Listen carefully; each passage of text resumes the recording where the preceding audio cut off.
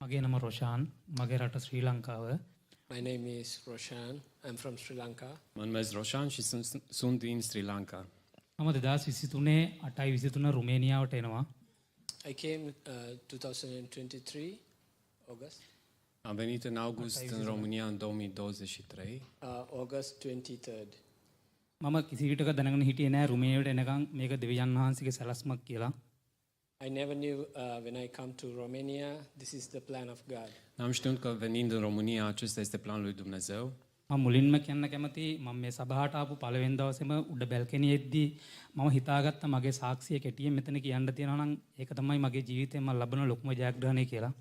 The first day when I came to this church, I thought I was in the balcony. Prima zi când am venit în această biserică, am stat la balcon. I thought I want to tell my testimony to this church. දෙවියන් වහන්සේ Și m-am මගේ gândit că vreau să spun ජීවිතේ mărturia mea bisericii acesteia. දෙවියන් වහන්සේ මගේ ජීවිතේ කරපු ලොකුම පෙරලියක් තමයි රුමේනියාවට මාව ගෙන එන සැලැස්ම. The biggest thing what God did in my life, the biggest thing, He bring me to Romania. Cel mai mare lucru pe care Dumnezeu l-a făcut până acum în viața mea a fost că m-a dus în România. මම ශ්‍රී ලංකාවේ වෘත්තියෙන් රියදුරෙක්. I am a driver in Sri Lanka. În Sri Lanka sunt șofer. Am fost șofer. මම පාපේ අංක 1 හිටිය මිනිස්සෙක්. I was in the scene in top level. În privința păcatului eram cel mai sus, cel mai păcătos. මම රුමේනියාවට ආවිල්ලා දවසකට cigarette packet එකකට වැඩිය බිව්වා. එතකොට මත්පැන් පානය කරා, මත්ද්‍රව්‍ය පාවිච්චි කරා.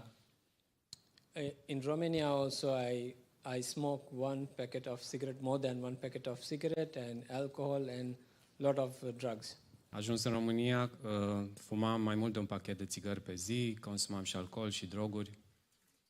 හැබැයි දෙවියන් වහන්සේගේ සැලැස්ම ඊට පස්සෙන්ම දැනගත්තේ මගේ ජීවිතය එහෙම් පිටින්ම වෙනස් කරා. අදට මාස 8ක කාලයක් මං කිසිම මත්ද්‍රව්‍යයක් කිසිම ඇල්කොහොල් જાතියක් මේනකම් පාවිච්චි කරලා නැහැ. ඕනම වෛද්‍යවරයෙක් ගාවට දාලා මාව පරීක්ෂා කරන්න පුළුවන්. දෙවියන් වහන්සේගේ සැලැස්ම එයයි. After I accept Jesus, 8 months, I never smoke again, I never drink, I never took any drugs. Acum 8 luni de zile, după ce l-am acceptat pe Iisus în viața mea, n-am mai fumat, n-am mai consumat droguri, n-am mai băut alcool. De atunci încoace. අවුරුදු 2යි මාස 6ක් දැනට මම රුමේනියාවේ රැකියාව කරලා තිනවා. ඒත් මං ආර්ථිකයෙන් පොසත් වෙලා නැහැ. ඒත් මාව දෙවියන් වහන්සේ මාව වෙනතන අරන් ගිහින් තියෙනවා. මං ඒ ගැන ගොඩක් සතුටු වෙනවා. 2.5 years I am in Romania. I came here to earn money, but God's plan is another. He changed totally my life. De 2 ani și jumătate am venit în România. Planul lui Dumnezeu, adică al meu a fost să câștig bani aici, dar planul lui Dumnezeu a fost cel de a-mi schimba complet viața. මගේ දැන් තියෙන එකම ආසාව තමයි මට ඉන්නවා දියණියෝ දෙදෙනෙක් අවුරුදු 9යි අවුරුදු 3යි. මගේ එකම ආසාව තියෙන කෙටි කාලයක් තුර ඉක්මනට ලංකාවට ගොස් මගේ පවුල සමග ජීවත් වෙන්නයි. I have 2 kids, 2 daughters. One is 9යි 3යි 4යි. one daughter is 9 years and the other one is 3 years. And my will is soon as possible I want to go back and live with my family. Am 2 fete, una de 9 ani și una de 3 ani și visul meu este să mă pot reîntoarce în țara mea, să le revăd cât mai repede. මම දැනටත් ජීවත් වෙන්නේ කුලියට. හැබැයි මං හිතනවා මගේ ජීවිතේ මෙච්චර පරිවර්තනයක් කරපු දෙවියන් වහන්සේ මට ඉතුරු දෙයක් සපයයි කියලා. මම බලාපොරොත්තු වෙනවා කෙටි කාලයක් තුළ ලංකාවට ගිහලා මගේ පවුල සමග ජීවත් වීමට. God did a very big change in my life. Dumnezeu a făcut o mare schimbare în viața mea. I hope when I go back to Sri Lanka, Sper că atunci când mă întorc în God țara will mea, be with me and He will do the best in my life. Dumnezeu va continua să lucreze tot ce are mai bun în viața mea.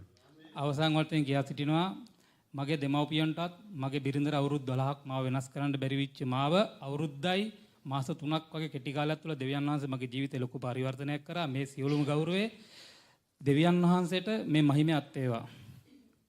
I would like to tell my parents cannot change my life. Aș vrea să zic că părinții n-au putut să-mi schimbe My viața. wife tried 12 years to Și change soția my mea life, 12 ani de zile a încercat să-mi schimbe but viața, they are unable to do that. dar n-au putut să facă asta. But within 1 year and 3 months, God changed everything in my Dar life. într-un an și 3 luni Dumnezeu a schimbat totul în viața mea.